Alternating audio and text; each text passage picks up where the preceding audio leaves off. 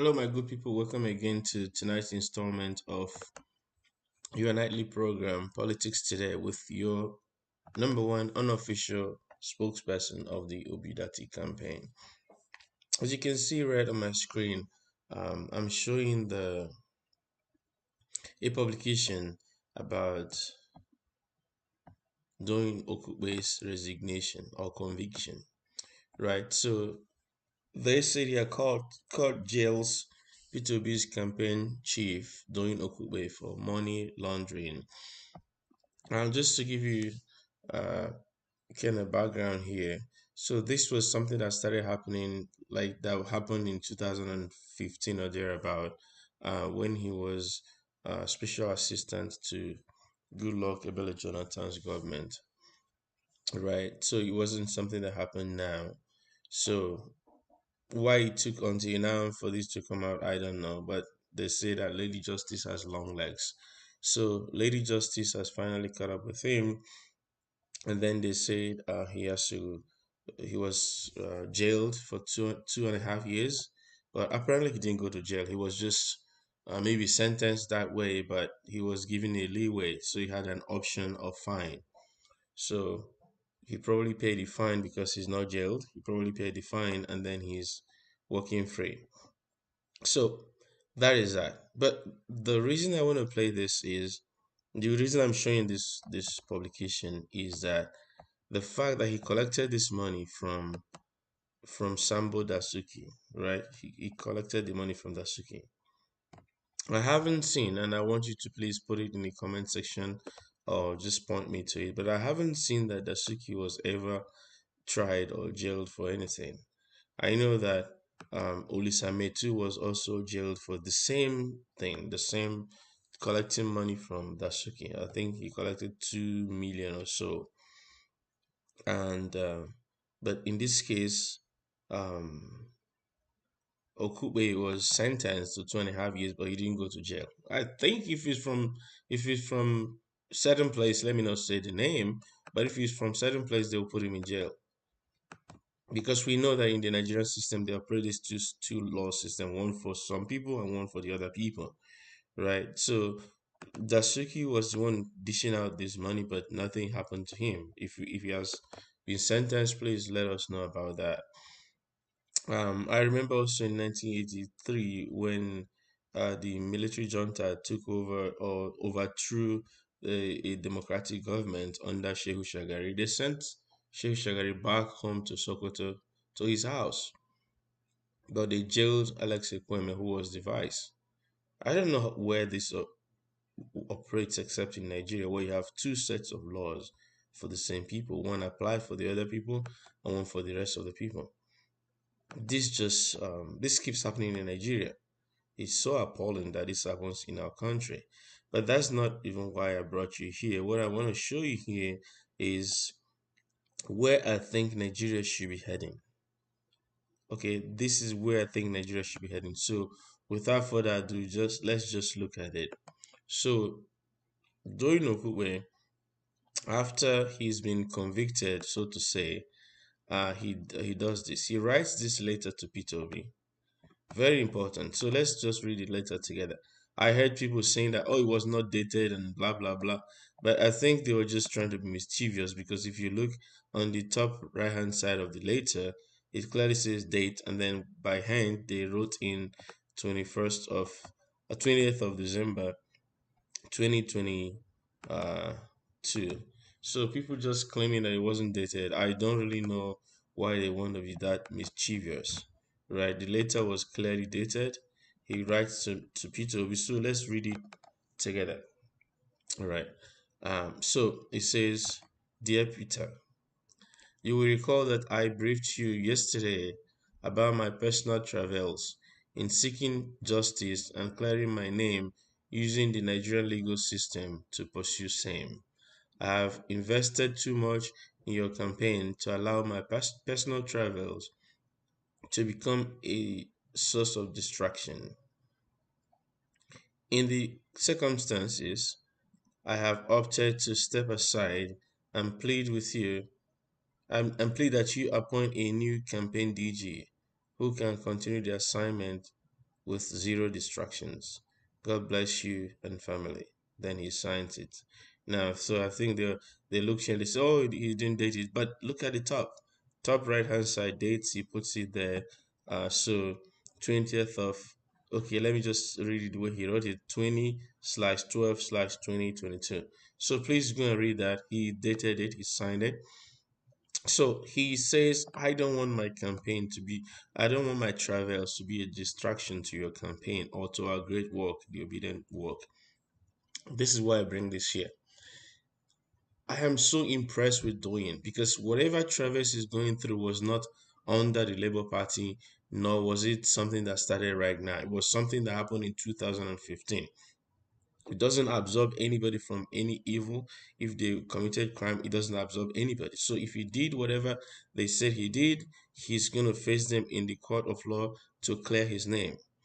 If he was guilty, so be it. He will serve the term.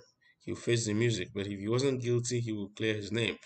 You already know that people were trying to remove him as DG. I don't know why they want to do that because people from his own state were saying he shouldn't be DG, he's not a member of the party, blah, blah, blah. So you know there's a lot of travails, a lot of noise going on about him. So he did the noble thing by stepping aside so that there's no further distractions because these guys will continue. They tried Obi before. They say that the house he has in London that is worth £1 billion, that he stole government money to buy it until they found out that he had the house before he went into politics.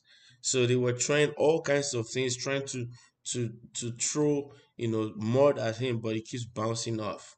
And now they're looking around, the people around him trying to take him down. But this is not going to work. This 2022 is different. 2023 is the ultimate. This will not work. We're not going to let them have their way again. So back to the point. So Doing is stepping aside and saying, I don't want to be a distraction to you. So what he did, if he was guilty, was before now. So they let all that, go until now. They want him, they want to get him. When are we gonna get politicians like Doyin Okupe that will say, I don't want to be a distraction? We have an example in Jonathan Goodluck, Ebele Jonathan, who says, my political ambition is not worth the life of any single Nigerian. He steps aside, you know. Likewise here, Doyin doesn't want to be a distraction to the campaign of Peter Obi, so he steps aside. Can we get politicians who, when they are accused, like when they did a drug bust sometime, and all of a sudden that one dies away, nothing happens again? Can we have the people in those places resign and say, I am incapable? Can we have when we have a president who is not able to take control of the security situation of the country and his whose wife is living in another country because of insecurity? Can we have them resign and say, we are not capable? Can we have somebody who is accused of being a drug baron step aside and say, I'm not capable, I can't do this anymore, I'm a distraction, I'm bringing bad name, bad reputation to the country? Can we have people like that? Can we have people who sold out the assets of the nation to friends and cronies and willing to do more say, you know what, these things we didn't translate to what we want? Can we step aside? Can we have governors who do one term and say, you know what, it's not working as I thought, and step aside? It's not your father's business. You're not supposed to die doing it. Step aside, let others try. Can we have people of integrity that when they are accused and when there's substantial evidence, I'm not talking about flimsy excuses or flimsy evidence, but substantial evidence, can we have people with integrity that will say, you know what, I am a distraction, I want to step aside? That's what I want us to get to in this country, where people of integrity are entrusted with public trust to manage public resources. So I doff my heart for my friend Doyin Okupe, and I want others to come to the same point to say, you know what, if there's substantial evidence that there's a cloud hanging over my head, then I'll step aside, right? So that's all I want to tell us tonight. So Doyin Okupe has led by example. Again, whatever his travels were before he joined Labour Party. It was under the previous administration, right? Not even the current administration, but the previous one. And again, please, put me honest here, keep me honest here. Was Dasuki ever, Sambo Dasuki ever charged? I heard that the AGF who stole 108, 109 billion naira is just on suspension. He didn't even do the noble thing to resign. He's on unpaid suspension. I mean, like, if you give me 109 billion, suspend me all you want.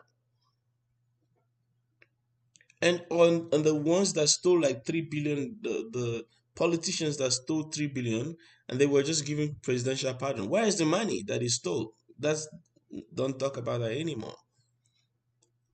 What kind of country are we running? What kind of country do we want to leave for our children? We cannot bequeath them anarchy.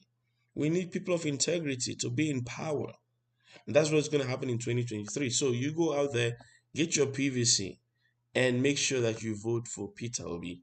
Put your fingertip within that square for Labour Party, Mama, Papa, and Pikin. Right? That's what we want. We want men of integrity. Men that if they know they cannot do it, they will throw in the towel and walk away. Men that when there's a significant evidence that they are going to be a distraction, they will step aside and say others should take over the steering wheel. And let's get to a safe destination. That's what we want right now. And guys, please don't play this money politics. Don't let people deceive you. Don't let people just give you whatever 50 cent, 50,000, 5,000, 10,000, and then you just forget about your integrity. Forget about life. That there's life after election. Don't do that, right? Make sure that you vote right this time around. And then finally, this video yesterday that I played, where it seemed that someone was being handed money, but it was shrouded secretly. The thing was how you went from Shetima to the military guy, and then to Tinubu, and then to the guy. Later, I'm hearing in other quarters that this guy is someone living with disability. If you know the truth about this, please comment on that. And if it is that he's living with disability, I think it's a noble thing to give him money, but why doing it under the table? So that's just the question here. Well, were they discussing with him secretly when he goes from Shetima to the military guy to that, and then to the guy's hand, and then he just hides it underneath there and he goes into his pocket? So let me know if you know why that was. But if it was that he was someone with disability, then they need to have a plan for people with disability, not just handing them handouts under the table, right? But if you something different, let us know in the comment section as well, guys. Please remember to always come back here for more. Like, share, subscribe, and it's been your number one unofficial spokesperson of the Obi campaign. We're gonna make this happen next year. It's gonna be great for Nigeria. It's gonna be awesome for Nigeria. So please make sure that you vote if you're of the age to vote. And tomorrow we talk about the poll, the NOI ANA poll that came out. We're going to do some analysis on that tomorrow. It was showing P2B head and shoulders above everyone else, winning Southeast by 50%, South by 46%, and so on and so forth. So let's look at that tomorrow and just talk about it briefly. All right.